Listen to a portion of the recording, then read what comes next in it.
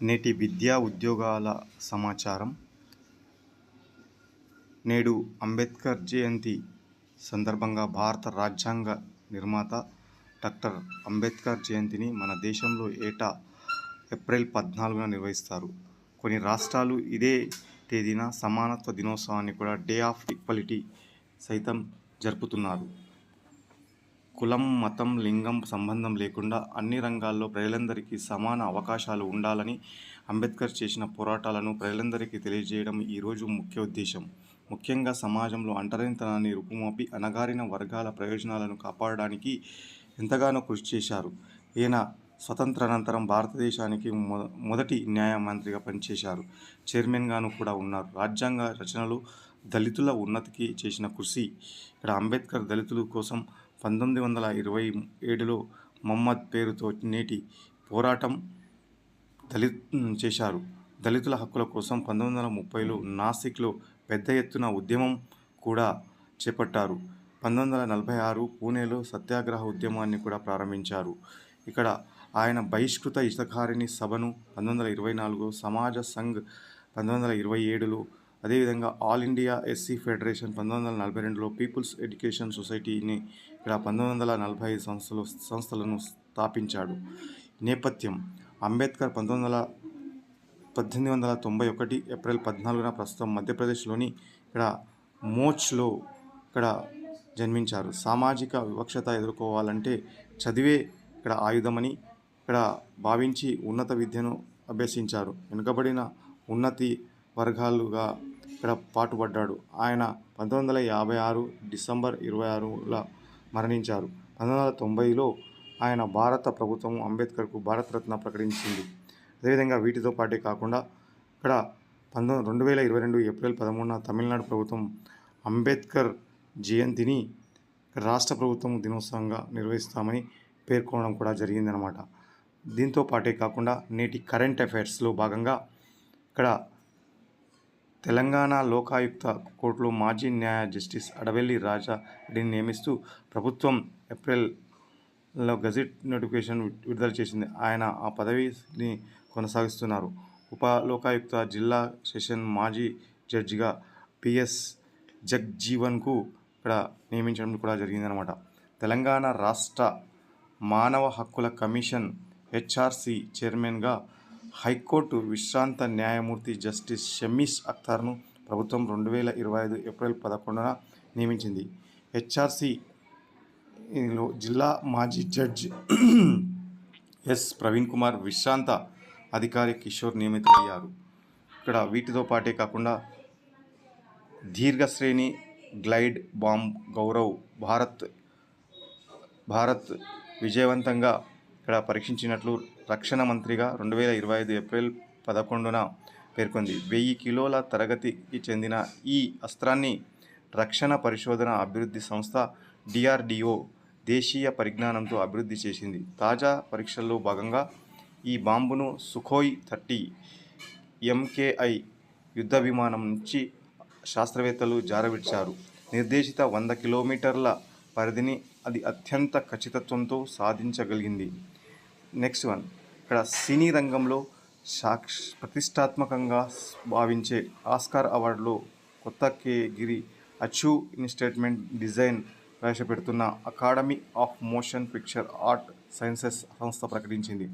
Stunt works films మేకింగ్లో భాగంగా గుర్తించిన ఈ తెర వెనుక ప్రతిభను ప్రోత్సహిస్తూ తన వెనకేసుకొచ్చి 2027లో విడుదలకు దీన్ని ఇవ్వనున్నారు. వీటితో పాటే కాకుండా 23వ లా కమిషన్ చైర్మన్గా జస్టిస్ దినేష్ కుమార్ మహేశ్వరి. ఇక్కడ ఈ వారంలోని నోటిఫికేషన్ సుప్రీంకోర్టు విశ్రాంత న్యాయమూర్తి justice Dinesh Maheshwari law commission చైర్మన్గా నియమితులయ్యే అవకాశం ఉన్నట్లు సమాచారం. 23వ లా కమిషన్ చైర్మన్గా ఆయన నియామకానికి సంబంధించి ఈ వారంలోనే లాంఛనప్రాయంగా నోటిఫికేషన్ వెలువడవచ్చుగా భావిస్తున్నారు. గత ఏడాది సెప్టెంబర్లో 2వ తేదీన 23న లా కమిషన్ 3 ఏళ్ల కాల 3 ఏళ్ల కాలంలో ఇక్కడ పరిమితితో ఏర్పడిన జస్టిస్ మహేశ్వరి 2023 మే నెలలో సుప్రీంకోర్టు న్యాయమూర్తిగా పదవీ విరమణ చేశారు. 2004 సెప్టెంబర్ నెలలో రాజస్థాన్ హైకోర్టు న్యాయమూర్తిగా నియమితులైన జూలై 2014 అలహాబాద్ హైకోర్టు బదిలీ అయ్యారన్నమాట. అనంతరం ఫిబ్రవరి 2016లో మేఘాలయ హైకోర్టు ప్రధాన న్యాయమూర్తి అయ్యారు. అక్కడ నుంచి 2018 ఫిబ్రవరి నెలలో కర్ణాటక హైకోర్టు బదిలీ అయ్యారు. జనవరి 2019లో సుప్రీంకోర్టు న్యాయమూర్తిగా బాధ్యతలు చేపట్టిన జస్టిస్ దినేష్ మహేశ్వరి మే 14న 2023 పదవీ విరమణ చేశారు. దీంతో పాటే కాకుండా నేటి విద్యా సమాచారంలో భాగంగా ఉపాధ్యాయుల సమస్యలు పరిష్కరించాలి అనే కమ్యూనిస్టుతో ఎస్జీయు డిమాండ్.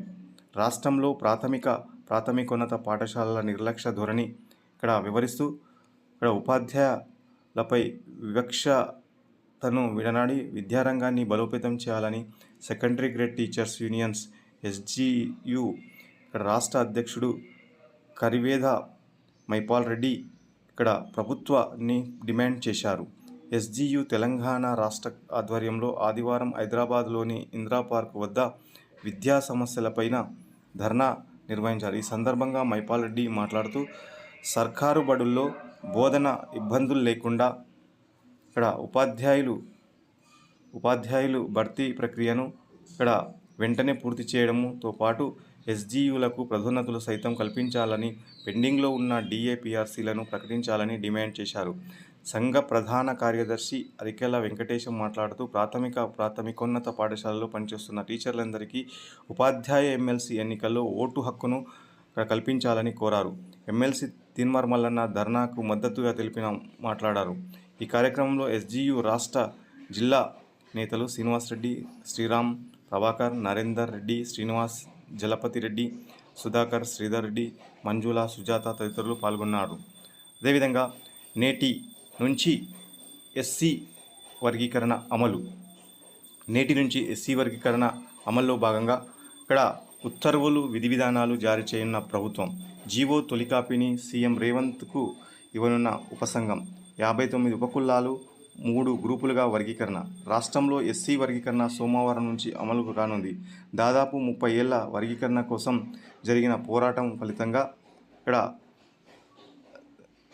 ఉత్తర్వులు, నిబంధనలు జారీ కానున్నాయి. రాష్ట్ర నిర్మాత బిఆర్ అంబేద్కర్ జయంతి రోజున వర్గీకరణ అమలు తేదీగా పేర్కొంటూ ప్రభుత్వం ఉత్తర్వులు జారీ చేయనుంది. ఉత్తర్వులను తొలి కాపీని సీఎం రేవంత్ రెడ్డికి అందజేయాలని ఎస్సీ వర్గీకరణకు ఏర్పాటైన మంత్రివర్గ ఉపసంఘం తుది సమావేశం నిర్ణయించింది.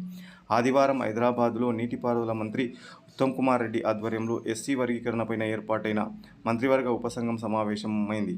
మంత్రులు దామోదర్ రాజనరసింహ, సీతక్క, పొన్నం ప్రభాకర్, ఏకసభ్య commission chairman justice Shameem Akhtar ఇక్కడ వీరితో పాటే కాకుండా ఇక్కడ ఎస్సీ సంక్షేమ ముఖ్య కార్యదర్శి శ్రీధర్, ఎస్సీ సంక్షేమ శాఖ డైరెక్టర్ క్షితిజ, అదేవిధంగా న్యాయశాఖ కార్యదర్శి తిరుపతి పాల్గొన్నారు.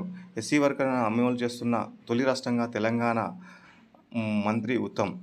సమావేశంలో మంత్రి ఉత్తమ్ మాట్లాడుతూ సీఎం రేవంత్ రెడ్డి నేతృత్వంలో కాంగ్రెస్ ప్రభుత్వము దశాబ్దాల నాటి డిమాండ్ నెరవేర్చి గతంలో అనేక ప్రయత్నాలు ఎస్సీ వర్గీకరణకు మద్దతు తీర్మానాలు ఆమోదించిన చట్టపరమైన మద్దతు అమలు చేయలేదు. రాష్ట్రంలో ఎస్సీ వర్గీకరణ అమలుకు కాంగ్రెస్ అగ్రనేత రాహుల్ గాంధీ మద్దతు ఇచ్చి మార్చి 18న బిల్లును శాసనసభలో ఏకగ్రీవంగా ఆమోదించి ఇటీవల గవర్నర్ బిల్లును ఆమోదం తెలిపారు. వర్గీకరణ ఉత్తర్వులు, విధి విధానాలు సోమవారం జారీ చేయనున్నారు. జీవో మొదటి కాపీని సీఎం రేవంత్ రెడ్డికి అందజేయాలని కమిటీ నిర్ణయించింది. సుప్రీంకోర్టు తీర్పు తర్వాత ఎస్సీ వర్గీకరణ అమలు చేసిన తొలి రాష్ట్రంగా తెలంగాణ నిలుస్తుంది. జస్టిస్ షమీష్ అఖ్తర్ ఈ సిఫార్సులను ఆధారంగా మార్గదర్శకాల కమిటీని సమీక్షించి జీవో జారీ చేయడానికి ఆమోదం తెలిపింది.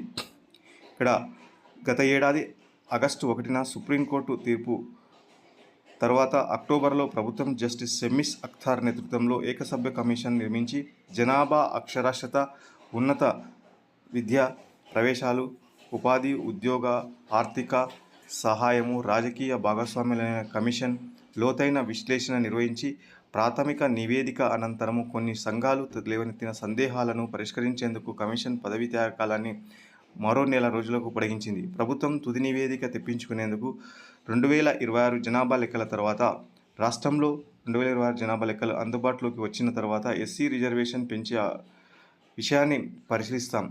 ప్రస్తుతం 2011 జనాభా లెక్కల ఆధారంగా ఎస్సీలకు 15% రిజర్వేషన్ అమలులో ఉన్నాయి. తెలంగాణలో ఎస్సీ జనాభా 17.5% పెరిగింది. జనాభా లెక్కలు అందుబాటులోకి వచ్చిన తర్వాత ఆ మేరకు చర్యలు తీసుకుంటాం.